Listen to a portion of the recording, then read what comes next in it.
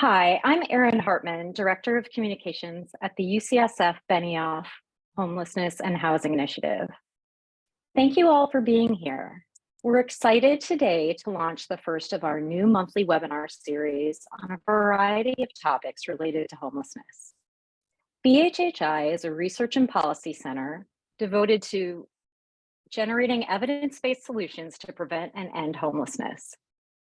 Today's webinar will focus on the California statewide study of people experiencing homelessness, or CASPA.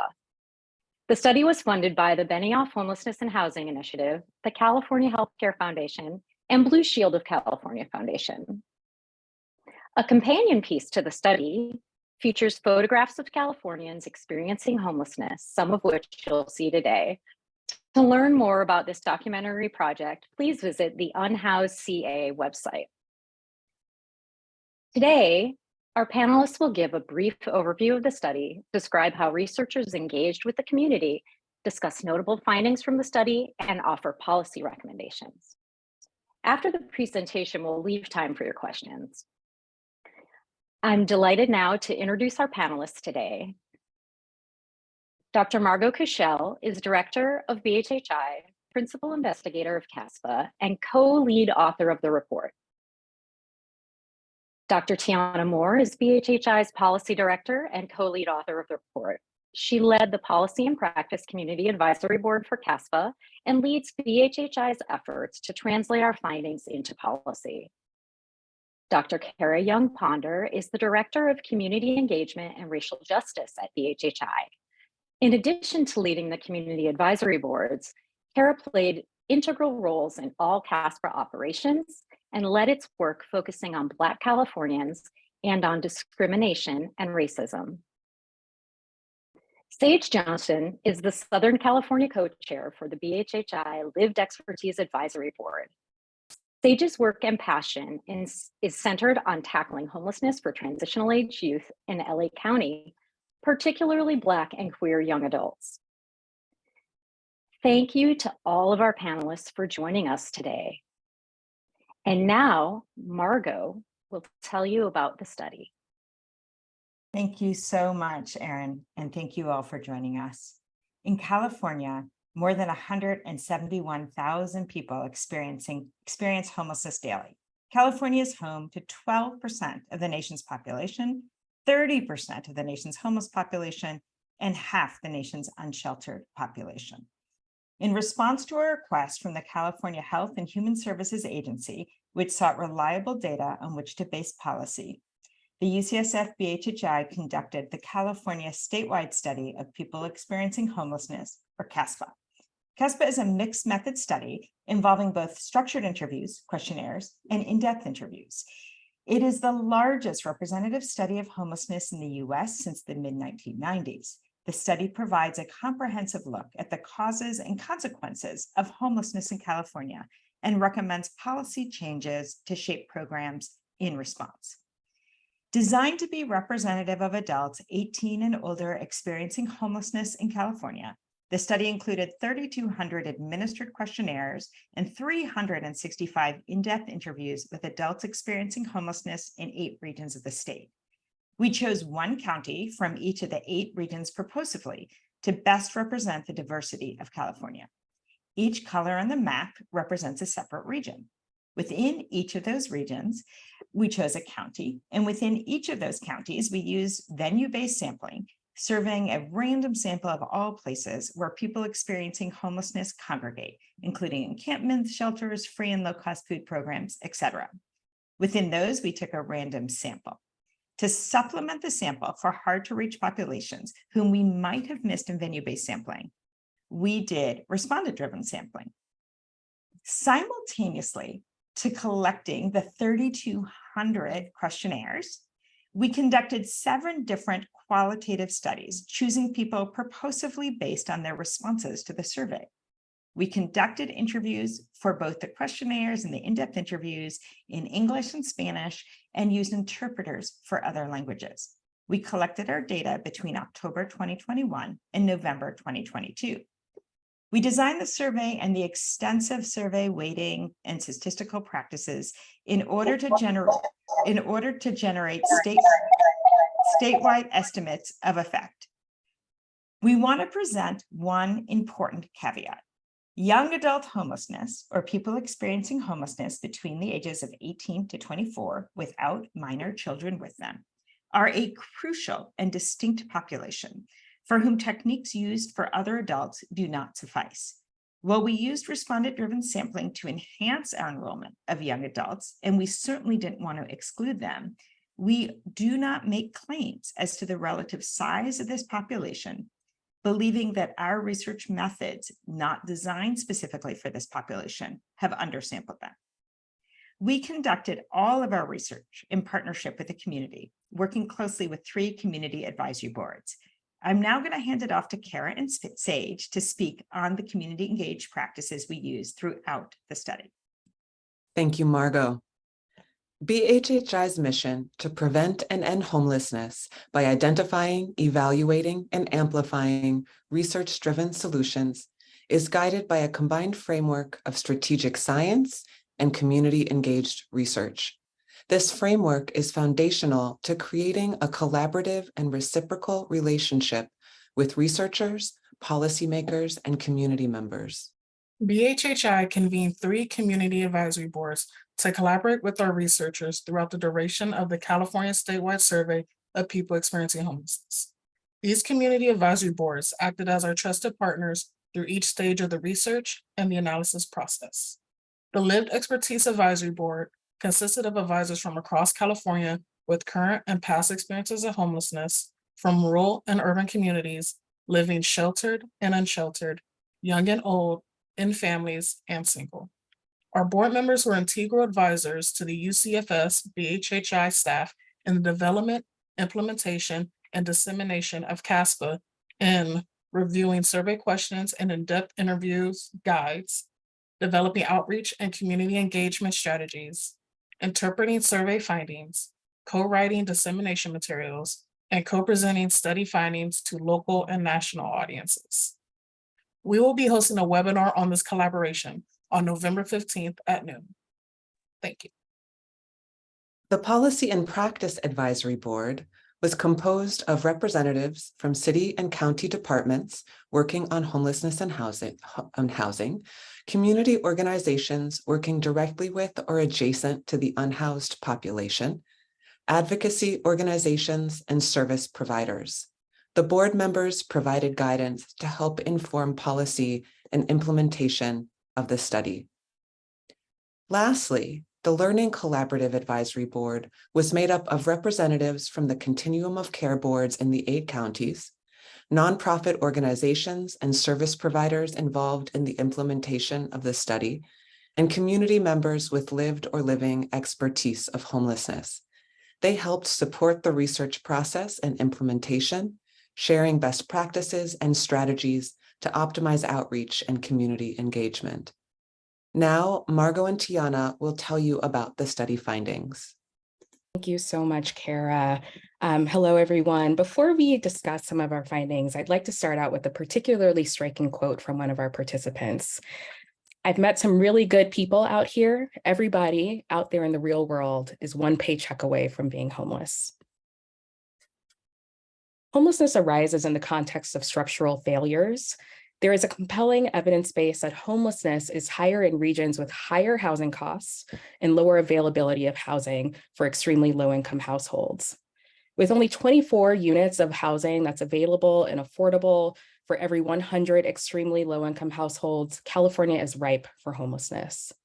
Within the context of extraordinarily high housing costs, widespread income inequality, the enduring and ongoing impact of structural racism, and a broken safety net, it is not surprising that places like California have widespread homelessness. Within those conditions, people with more individual struggles, whether it be exposure to trauma, mental health and substance use disabilities, low income attainment, or exposure to racism, are more likely to experience homelessness. So with that, let's begin by talking about who experiences homelessness within the state. With regard to age, our oldest participant was 89, and just a reminder that everyone in our study had to be at least 18 years old to participate. The median age of all participants was 47. When we look at our single homeless adults, or adults who were 25 and older without minor children, the median age was 49. Nearly half, or 48%, of all single adults were 50 or older at the time of interview. And among single adults who were 50 or older, 41% first became homeless at or after they turned 50 years of age. Communities of color are greatly overrepresented in populations of people experiencing homelessness.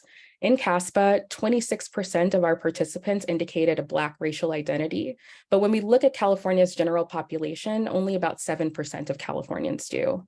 Similarly, participants who indicated Native American, Alaskan Native, or Indigenous as one of their racial identities represented 12% of our sample, but across the state of California, only about 3% of Californians do. 35% of our participants identified Latinx as one of their identities. Like other studies of homelessness, the majority of our participants were cis men. 69% of CASPA participants were cisgender men, 30% were cisgender women, and 1% identified as transgender, non-binary, or gender non-conforming. Among our transition age young adult population, 6% of participants identified as transgender, non-binary, or gender non-conforming.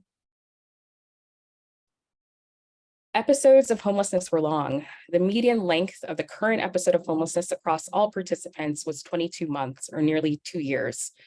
While 3/4 met temporal criteria for chronic homelessness, which constitutes experiencing homelessness for more than a year or more than a year in the prior 3 years, 1 in 3, or 36%, participants met criteria for chronic homelessness based on meeting both the temporal criteria and having a disabling condition. People experiencing homelessness in California are Californians. 90% of our participants lost their last stable housing in California. A larger proportion of participants were born in California than Californians overall. And people aren't moving great distances once they become homeless.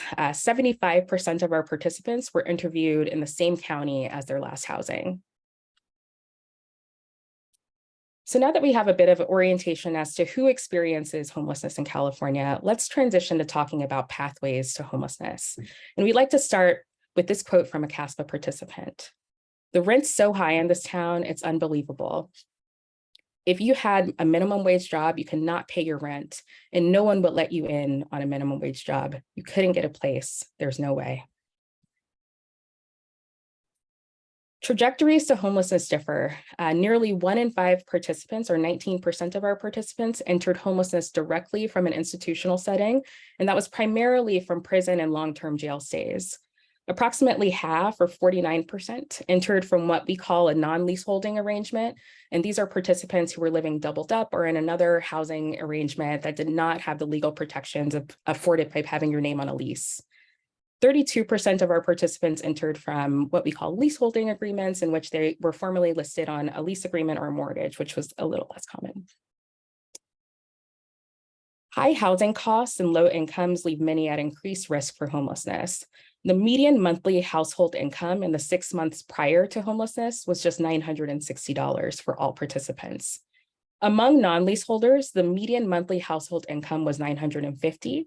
Almost half, or 43% of our non-leaseholders did not pay rent, meaning that they were living in arrangements such as being doubled up with family or friends and not contributing to rent. Among non-leaseholders who did pay rent, the median monthly housing cost was $450. Leaseholders contributed about half of their monthly income to rent. Their median monthly income in the 6 months prior to homelessness was $1,400, and their median monthly housing costs were $700. And importantly, while people making $1,400 cannot afford to pay half of it in rent, those who lose such rental units can't re-enter the rental market paying as little as $700 a month. Participants, no matter what type of housing they came from, often reported a slow slide into homelessness. For example, moving their family from a 2-bedroom apartment to renting a room to being doubled up with friends and family to ultimately experiencing homelessness. We asked participants to report all of the reasons that contributed to their housing loss, and then to identify what was the most important reason. 1 in 8, or 12% of our participants, identified a household member having lost or reduced income as the primary reason for losing their last housing. Participants' reasons differed whether they were living on, whether they were leaving a non-leaseholder arrangement or a leaseholding housing situation. Non-leaseholders reported conflict among residents, 13%, and not wanting to impose or wanting your own space, 11%, as primary reasons for losing their last housing. And together they account for about a quarter of participants that were from non-leaseholder arrangements. During in-depth interviews, non-leaseholder participants often said that an interpersonal reason immediately precipitated their housing loss, but it was not the root cause. A year or two prior, an economic crisis really precipitated their downward trajectory. Among leaseholders, 1 in 5, or 21%, indicated lost or reduced income as the primary reason for losing their last housing. Participants had limited warning prior to losing housing and entering homelessness. Non-leaseholders reported a median of a single day's notice. So when things fell apart quickly. Leaseholders reported a median of 10 days notice, and this reflects that many leave upon threat of eviction prior to a formal eviction taking hold. We engaged our participants in a thought experiment. We asked them to recall the period prior to losing their last housing and consider if 3 hypothetical financial interventions would have prevented their homelessness durably, so for a period of 2 years at least. Participants were optimistic that financial interventions would have meaningfully prevented their homelessness. 70% thought that a monthly shallow subsidy of $300 to $500 would have done so. 82% thought a lump sum subsidy would have done so, and that lump sum was about $5,000 to $10,000. And 90% thought a housing voucher, such as a housing choice voucher, which limits your rental contribution to 30% of your income, would have done so. And with that, I'm going to pass it over to Dr. Kushel. Thank you, Tiana. Most of the time, we're running around trying to figure out where we're going to sleep at night or how we're going to be housed, or it's about to start raining soon. And we worry about that. We're not worried about going to the doctors or going to see somebody or going to get help with our mental state. Participants' experiences while homeless were extraordinarily difficult, marked by deep trauma, sleep deprivation, frequent, often forced moves, and overall feelings of hopelessness and abandonment. The participants whom we recruited, representing those in California, were primarily unsheltered, meaning that they lived outdoors, such as in a tent, outside in an encampment, in an abandoned building, or in vehicles. 90% of all participants spent at least one night unsheltered during their current episode of homelessness. We asked participants of how they spent their time in several different ways, all of the places where they spent their last 6 months. We asked them where they had spent, where they were in the prior night, and we asked them where had they spent most of their time in the past 6 months. Over 3/4, or 78%, had spent most of their time in the prior 6 months unsheltered. About 1 in 5, or 21%, had done so in a vehicle, and 57% in an unsheltered non-vehicle location. Many more people had spent time staying in a vehicle in the prior 6 months, about half than were currently staying in a vehicle or reporting that that was where they spent the most time. In in-depth interviews, we heard from many participants that while they preferred being in a vehicle, they had lost their vehicle at some point during their stay. Either it had become impounded, towed, or it broke down, or the number of tickets just built up too much. Participants overall were in extraordinarily poor health. Reporting one's health as fair or poor has been shown to predict in research settings future hospitalizations or mortality. In our study, 45% of all participants reported their health as fair or poor. For context, in the United States, 14% of people 18 and older report their health as fair or poor. As you can see, reports of poor health went up with advancing age. Our participants reported extraordinarily high use of what we call acute medical care, such as the emergency department or hospitalizations. 38% of all participants had visited the emergency department in the prior 6 months. By contrast, in the United States, 19% of people 18 and over visit the emergency department over the course of a year. So 38% in 6 months compared to 19% over the course of a year. 21% of our participants reported a hospitalization for a physical health reason, and 1 in 20, or 5%, reported a recent past 6 months psychiatric hospitalizations. Not only are all these forms of acute care use dramatically higher than the US general population, but they are significantly higher than prior studies of homeless populations, likely reflecting a variety of things, including the aging of the homeless population, the impact of unsheltered versus sheltered homelessness, which has dramatically increased since the last representative study, the COVID pandemic, and the opioid and methamphetamine crises. We asked participants about mental health symptoms during the current episode of homelessness. We did not ask people to report their diagnoses of mental health problems because we know that in order to have a diagnosis of a mental health problem, you have to have sought out or received mental health care. But asking about symptoms, 2/3 or 66% reported at least one serious mental health symptom. But it's important to note that this was driven primarily by serious anxiety symptoms and serious depressive symptoms, which were reported each by approximately half of the participants. Over 1/3 or 37% reported trouble remembering, concentrating, or understanding. 12% reported experiencing hallucinations during the current episode of homelessness. We asked participants about psychiatric hospitalizations throughout their lifetime and recently. As I mentioned, 5% had had a recent past 6 months psychiatric hospitalizations, but over a quarter or 27% had experienced a psychiatric hospitalization at some point in their lifetime. 44% of those experienced it after their first episode of homelessness. Illicit drug use and heavy alcohol use were very common.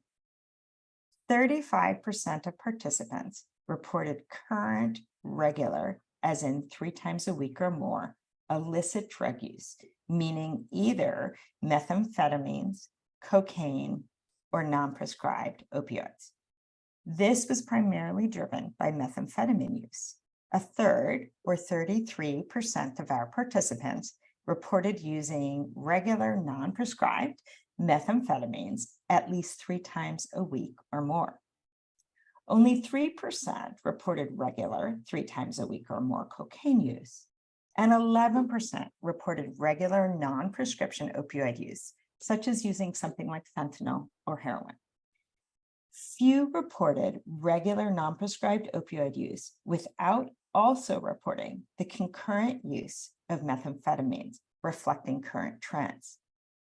11% of all participants reported experiencing an overdose at some point during our current episode of homelessness. 9% of participants reported heavy episodic alcohol use at the rate of weekly or more frequently. This means 6 or more drinks in one sitting. We asked all participants whether their substance use had increased, decreased, or stayed the same during this episode of homelessness compared to their time prior to it. Approximately similar proportions reported it staying the same, increasing, or decreasing. Young adults were much more likely to report increases since becoming homeless. It is important to note that in our in-depth interviews, participants discussed using substances either as a way to stay vigilant, a way to stay awake, a way to stay alert, a way to stave off hunger, to maintain their personal safety, or self-medicate the extreme trauma and grief that they were experiencing. As our participants said, for the most part, the drugs that I do, I stay up, I stay focused, and it keeps me with a numb attitude. It keeps me out of reality. And when you're sober, you come back to reality, and that hurts. You feel it more when you're sober. To tell you the truth, I think sober, for some people, it's worse. That might be the worst thing for them, being on these streets, being sober. I think me and my situation, I think the choice, the little drugs that I do, it really helps me. It keeps me sane. I can't do this. I can't deal with always being harassed by the police. I can't deal with the normal citizens that got places to stay, that have 9 to 5s, that's taking care of their kids. I can't be normal around them if I'm sober. We examined who reported either regular use of illicit drugs, weekly heavy episodic alcohol use, hallucinations, or a recent psychiatric hospitalization. 47%, or half of our participants, reported one of these. We collected this or did this measure as a rough estimate or an attempt to discern who would likely need behavioral health supports, such as being used in permanent supportive housing to support their re-entrances to housing. Homelessness limits access to substance use and mental health treatment. In the context of many discussions of forced treatment, it is important to know that 35% of participants who reported currently using regular illicit drugs, so illicit drugs 3 times a week or more, or currently reporting heavy episodic alcohol use, 35% of those reported that they currently wanted treatment, but had been unable to access it. Similarly, despite high levels of mental health symptoms, only 18% of participants reported receiving any mental health services, including both mental health counseling or psychiatric medications. Throughout our study, participants reported experiences of violence that were both common and harrowing. Over a third, or 36% of all participants, reported experiencing a physical assault during this episode of homelessness. 1 in 10 of all of the participants reported experience a sexual assault during this episode. This experience was more common among cis women and trans and non-binary participants. Approximately half of all assaults that occurred while people were homeless were perpetrated by a stranger. This is in marked contrast to both the experiences people reported prior to their homelessness and experiences in the general population. Participants experienced multiple negative interactions with the police and other authority figures. 30% of participants reported a short-term jail term stay during this episode of homelessness. Almost a half reported a negative interaction with the police. Over a third reported having their belongings taken of or disposed of by authorities. 30% of all of our participants reported a jail stay, a short-term jail stay during this episode of homelessness. There is just not enough resources out there for people who want to get out of being unhoused. You kind of just seem like you're stuck there. Even if you're trying to get a job, like you have to have an address. And if you don't have an address, you can't get a job. If you can't get a job, you can't stop being unhoused. Participants wanted to be housed. They desperately wanted the safety and security of home. While their feelings about temporary shelter were more mixed, all yearned for the safety and security of home. they identified critical barriers that complicated their efforts. The most commonly reported barrier, and the most important one, was cost. Nearly all, or 89% of participants, identified that high housing costs were a barrier to those exiting homelessness, and most of those 89% reported it as being a very important barrier. A little more than half, or 57%, reported that housing they could afford was either too far away or unsafe. 43% of participants indicated that they had faced housing discrimination and that was a barrier to their seeking housing. 36% indicated their carceral record as a barrier, and 49% indicated that poor credit history or prior evictions were a barrier. Half of the participants noted that not having documents, identification, proof of income interfered with their ability to get housing. And almost 2/3 reported that not having anyone to help them find housing interfered with their efforts. Participants, most of whom lived unsheltered, faced seemingly insurmountable barriers to housing, in addition to the primary barrier of cost. Participants reported not receiving help from anyone formal to overcome these barriers. Fewer than half received any formal assistance finding housing during this current episode of homelessness. Of those receiving help, the help was inconsistent and intermittent. Only 26% of participants received help monthly or more frequently in the prior 6 months. Those living unsheltered were less likely than those in shelters to have received any help. When we asked people why they weren't receiving help, one important thing to note is that they told us of having those who had received help and were no longer receiving it, that they might have met a housing navigator at some point, but then because they had been moved or displaced, their phone was turned off, they lost connections, they lost contact with that navigator. Similar to the thought experiment we engaged participants in about interventions that could have staved off homelessness, we asked participants about hypothetical interventions that could meaningfully support their return to housing. 86% thought that a $300 to $500 monthly shallow subsidy would meaningfully help them return to housing and could potentially end their homelessness. 95% thought a $5,000 to $10,000 lump sum payment would help, and 96% thought that a housing voucher similar to a housing choice voucher would.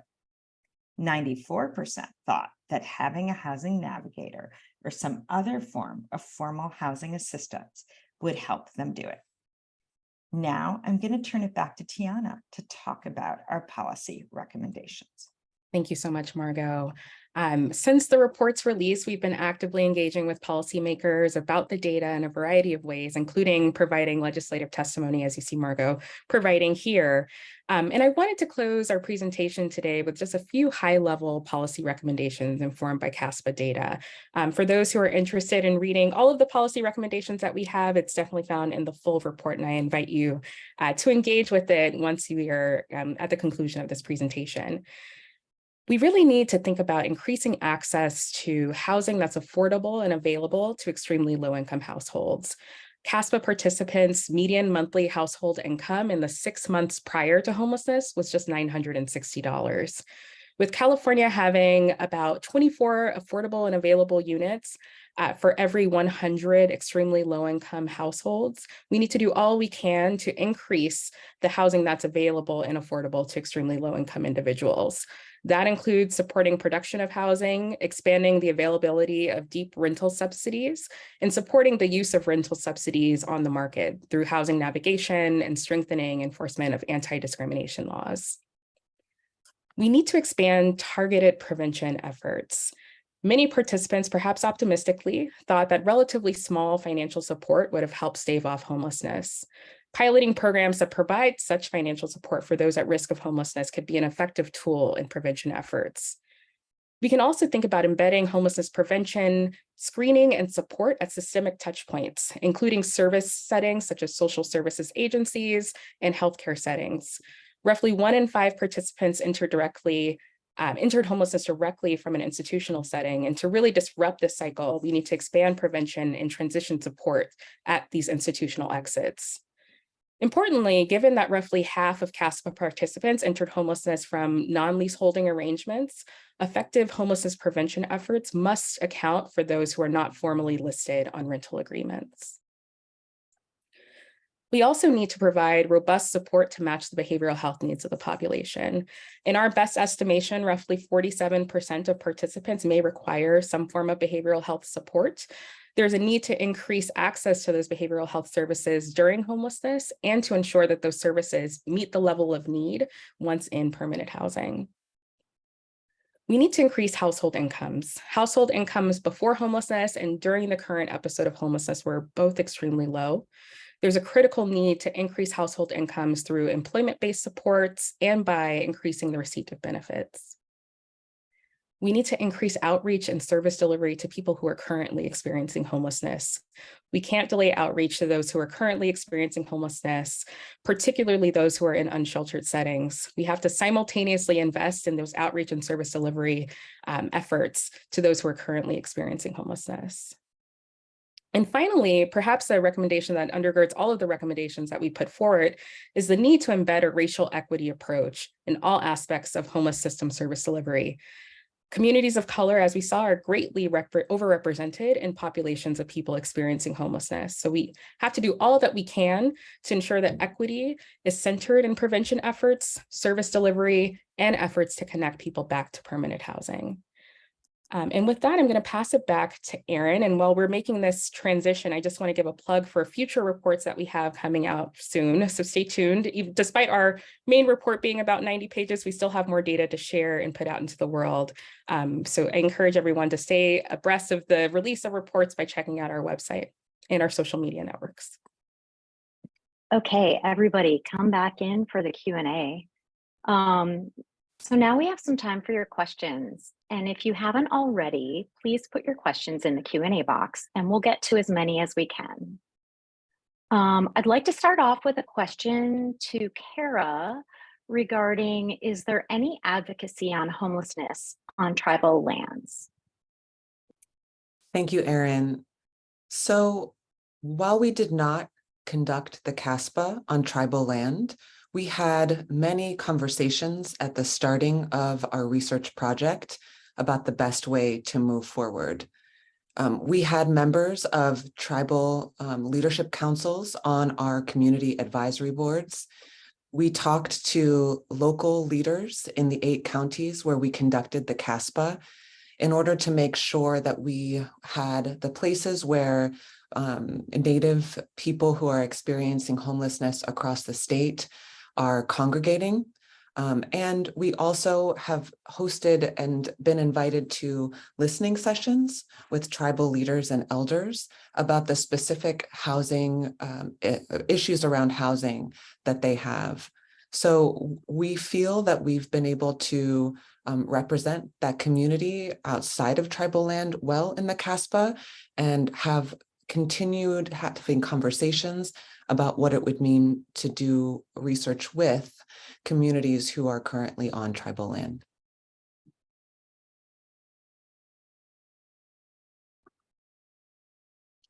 Great. I want to pose a question about when you went into the study, what you expected to find versus what you found. In other words, were there any big surprises in the results for the team that worked on this? And Margot, did you want to answer that one? Yeah, I mean, I think there are 2 things. One is what surprised us versus what do we think would surprise the public or policymakers? You know, because we live in this world so much and we think about it all the time, I think it's in some ways harder to surprise us. I think maybe some things that I would say took my breath away, if it didn't surprise me, some things that we didn't mention today, like the rate of pregnancy among participants. So for instance, among participants who were 45 and younger and assigned female at birth. So primarily cis women or trans men or non-binary folks, anyone assigned female at birth, 26% reported that they had been pregnant during this episode of homelessness, and 8% reported being currently pregnant. That sort of took my breath away.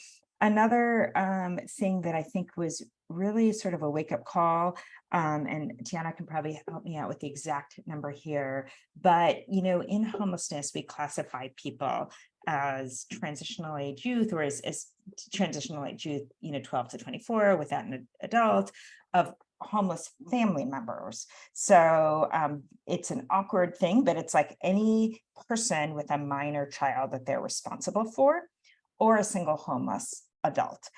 Single homeless adults are basically anyone 25 or up not living with their minor child. When we talk to the single homeless adults, an extraordinarily large proportion of them did have a minor child. I'm going to get the numbers a little bit wrong here. They're not right in front, but about 30% had a minor child. Many of them, Tiana's saying yes, yeah, many of them may not have ever been custodial parents for a variety of reasons. A relatively large portion had children who are currently in child protective services. We all know that that system is highly problematic, is much more likely to impact Black and Brown families, and is not disconnected from homelessness, meaning that when people experience homelessness, their children are taken away from the system by dint of their homelessness.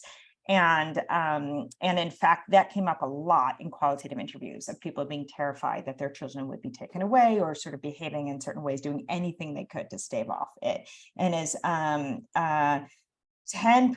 of all single adults had a child currently in CPS. But the other thing that was really interesting was that 8% of all single adults had a child who the only reason they were not currently the custodial parent for was because of their homelessness. So basically, these folks, had they been, let's say, perhaps in a place like New York, where there was a right to shelter for families, maybe their child would still be with them.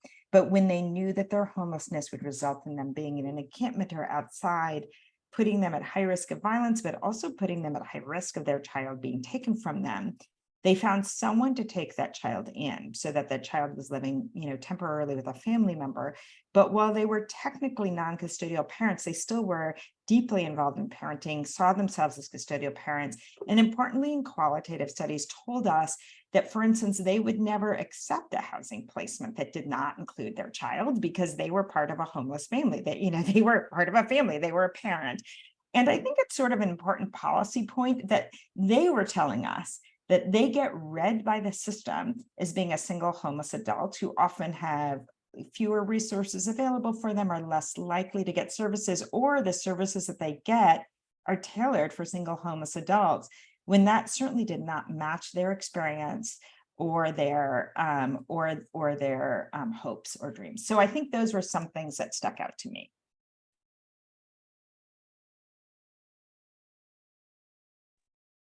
Great, thank you. I want to throw this question to Tiana.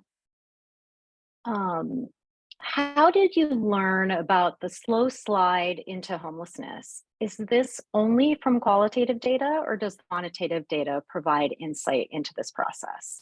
Thank you. That's a great question. And one of the many reasons that I'm happy that we did a mixed methods study, in which we were able to incorporate the findings from our quantitative survey and then also the qualitative interviews that we did.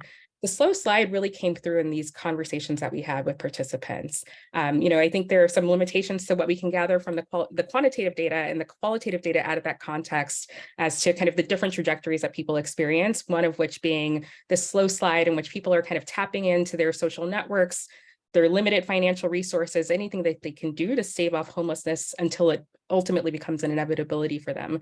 And so to answer that question, definitely was highlighted in the qualitative interviews.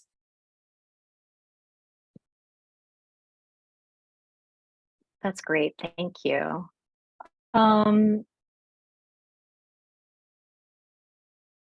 Narratives in the media and sometimes by policymakers seem to be one of blaming people experiencing homelessness for their situation.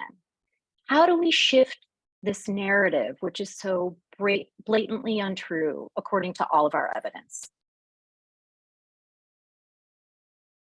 I'd like to send that to Kara. That's such a good question, Erin. You know, I think one of the things that the CASPA does really well is to try to highlight the structural barriers, the historic oppressions that so many people that we spoke to were experiencing, and that informed the experiences that they were having while homeless. It's really easy to look at one person and to think about the experiences that they as an individual have had. The reason that we do studies like this, where we can see patterns emerge over 3,200 unique surveys, is that we can start to see the way that people are similarly affected by structures and systems. And so that's one of the lenses, the shifts that we're hoping that the CASPA will inspire people to make in the way that they're thinking about or even critically reading the media, that these are structural conditions and people are interacting with them in very different ways. We like to use the analogy of musical chairs when we talk about this. If you have 5 musical chairs and you have 5 people, when the music stops, everyone gets a chair. If you have one person that has a broken leg, they might be behind the others while they're walking around the chairs, but there's still enough chairs for everybody to sit down. But the minute that you take away the chair, then inevitably 2 people are going to be sitting on top of one another, or one person doesn't have a chair. And that was one of the things that we heard again and again in the CASPA. There just isn't enough housing to go around. And as prices increase, we see that people are continuously being displaced into homelessness. These are structural conditions. Thank you, Erin. Thank you, Kara. I'd like to throw the next question to Margot. And the question starts out, I thought 66% of those surveyed had mental health challenges symptoms. Where did the 47% come from? With 66% of those homeless suffering from mental health symptoms, I believe addressing this with support and treatment options is the most important thing to be addressed.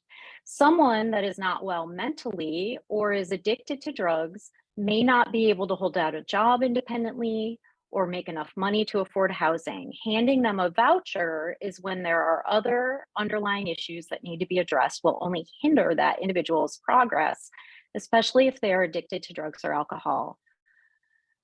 And the person posing the question felt that it's a waste of time and resources. Margot, what would you say to that? Thank you so much, Sarah. So a couple of things. As we pointed out, the mental health symptoms included depressive symptoms, anxiety symptoms, trouble concentrating or remembering, or hallucinations. The 66% was driven by depressive and anxiety symptoms. I think it's pretty common for people facing such incredible stress as homelessness to feel depression and anxiety.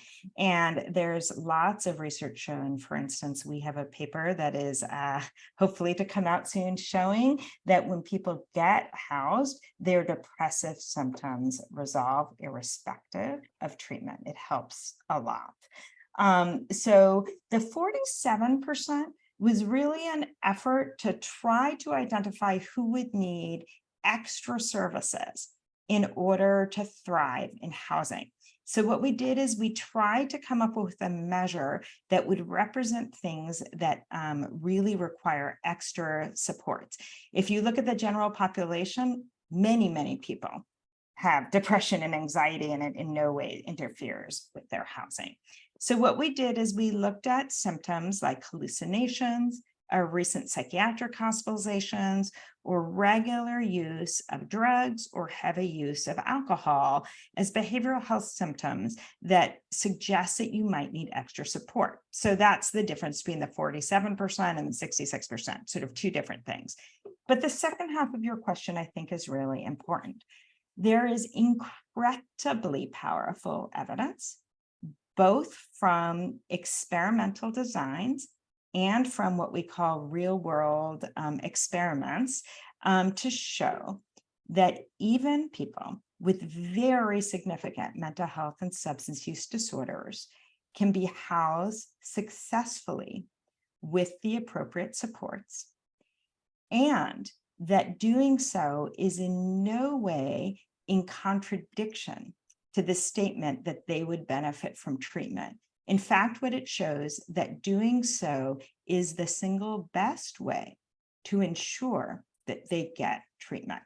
For instance, in Santa Clara County, our group did a study where we basically went through the data in Santa Clara County and found about the 400 chronically homeless people with the most severe behavioral health problems. These were people who were constantly in and out of the psychiatric emergency department and jails. These are people with incredibly high levels of substance use, trauma, incredibly severe mental health symptoms.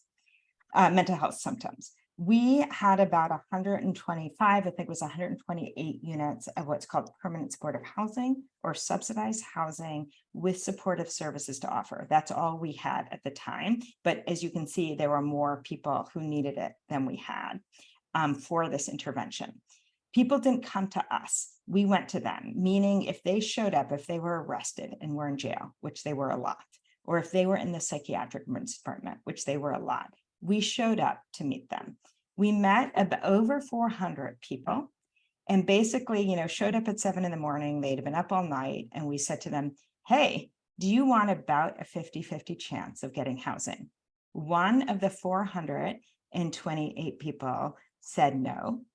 2 didn't let us screen them, so we weren't sure if they were eligible or not. But basically everyone said yes. They had never met us before. It was a study. They had to fill out all these papers, and housing wasn't a sure thing.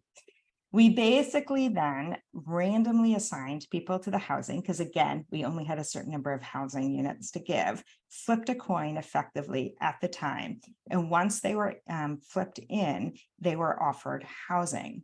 We found that when we published a study, 86% of people, of those incredibly impaired people offered housing, were housed. By the time we finished the 7-year study, 91% of them were housed. We followed them for 7 years. By the time that once they got housed, they stayed housed for about 90% of the nights on average, meaning almost everyone stayed housed the whole time. What did we find in comparison to the other group? We found that they were much more likely to stay housed, much less likely to be outside or in shelter system, much more likely to use treatment options, and much less likely to have psychiatric emergency department visits. So I would say that this is exactly the group who we can house and who we have to house. Thanks for that question. Thank you. I have a couple of questions that I'd like to offer to Sage. The first one is, as the co-chair of the Lived Expertise Advisory Board, would love to hear your reflections on, first, which results stood out to you, and second, which results needed more input from the board to interpret. And the other question is there any related research that comes to mind for you providing evidence that cash stipends do impact prevention or resolution of homelessness? Ooh, a triple scoop. I know that's a lot. Yeah, thank you. Okay, for the triple scoop, first, hey everyone, I'm Sage. Thank you, Erin, for the introduction, and thank you all for your questions. First, I would like to say, one, which results stood out the most to me? One, I am a native Californian. I'm born and raised in Los Angeles, and I do have experience of being unhoused. And one thing that stood out to me the most is that 9 out of 10 people experiencing housing insecurity in California are native Californians. and 3 out of 4 are still residing in the county in which they have lost their housing. And it's kind of interesting to see where my own lived experience ties in with that data, because for many of the people who I also know within Los Angeles County is a big place, but it's also a small world in terms of networking and who we all know, that many people who I know had also experienced this homelessness have come from California. At the same time, though, when I was staying at a youth shelter out here in Hollywood, many of the young people who I seen, who I guess were that 1 out of 10, were coming from different places, such as the Midwest, such as internationally, like South Korea, seeking asylum. Other folks who are coming from places that are not comprehensive to their needs, such as that they identified as LGBTQ, lesbian, gay, bisexual, transgender, gender nonconforming, queer, any one of the appropriate rainbow alphabet that I like to say lovingly because I'm from that community. We see that if they have those extreme circumstances to why they cannot reside in their home state, then that's when we tend to see them in California, because we do have comprehensive medical care that they're able to get to. We are able to provide people with public benefits within the first 14 days on an emergency basis. And we are able to see people in shelter if they do have more extenuating circumstances. So for me, being that, oh, I fit a part of the statistic of coming from here, residing here, but also seeing that the outside propaganda of, oh, states are just sending everybody to California. No, it turns out that we are residents of California who unfortunately were not able to meet the income requirements to sustain a living here in California. So that is one of the biggest things for me, because my single homelessness turned to family homelessness, but my mother also became homeless. So, when the money didn't add up, unfortunately, there weren't any resources, and the shelter in the streets was the outcome. For part 2 of the question, which results needed more input from the board to interpret? I come from the sheltered housing. I come from the sheltered homelessness background. So we definitely need more input from our folks who have unsheltered experience to see where we can best find people. I'm from the urban community. There were also people in the rural parts of the state where we need to go and find people when the team did outreach. All the folks you have seen on this call have went out and did outreach in respective counties or multiple counties. So one of the things that the board was able to offer is, look, this is where we see people. Here are our local continuums of care or our local service providers where you can team up with their outreach people to go find folks in the community, which is also needed in terms of logistics, because with there being sanitation sweeps or police sweeps, one encampment we may have put down as a hotspot for 3 or more people, which we use in the field as we consider a hotspot. They may not be there when we go and see them a month down the line or 3 weeks down the line. So definitely on the ground coordination from our board members in the respective counties was much needed. And for the last question, I would love to plug in direct cash transfers as a way of prevention and diversion for young people. Point Source Youth has been debuting direct cash transfers as a way to get cash directly in the hands of young people. My field of expertise and experiences for ages 18 to 24, because I also am a service provider, not tied to Point Source Youth, but this is something that they have been piloting for 2 years now and going on more than 2 years, to where they will supply a one-time cash payment to young people based on the cost of living in their community. They have done this throughout the country, and it's really gaining steam to see how instantly giving someone money that's untied without any requirements or any type of stipulations with it will help someone circumvent going into the homeless system, because we do need to address the many cushions that can come from people needing to automatically enter into a homeless system, entering to the shelters or entering into the streets. Like, we are definitely developing community care, and cash is one of those things. I think once we remove the taboo of it and actually put cash into people's hands, we are less likely to see homelessness among young people going forward. And I'll be sure to drop the Point Source Youth direct cash transfer into the link for everyone to go check it out. Thank you. That wraps up our program. Thank you so much, Sage. That wraps up our program for today.